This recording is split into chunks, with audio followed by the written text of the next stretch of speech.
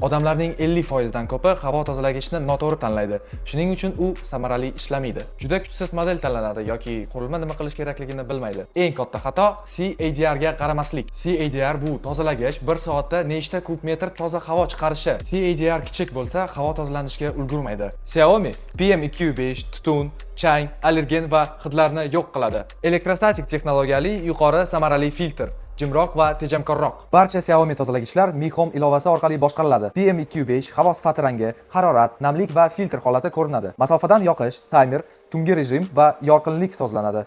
Bir korpusda ham havo tozalagich, ham namlagich bu yaxshi fikr emas. Namlik filtr samaradorligini pasaytiradi va uning xizmat muddati qisqaradi.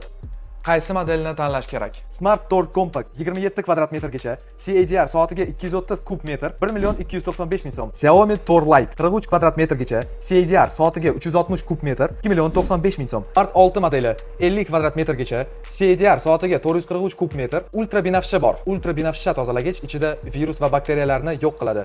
Havo yanada xavfsiz bo'ladi. 2.865 ming so'm. Smart Torque Pro 60 kvadrat metrgacha, CADR soatiga 500 kub metr 3.500 ming so'm. Toza havo bu qulaylik emas, zarurat. Xiaomi Store'da sizga mos modelini tanlab beramiz. Kompas savdo markazi, Amir Temur 102 va Shahrisabz 8 filiallarimizda kutib qolamiz.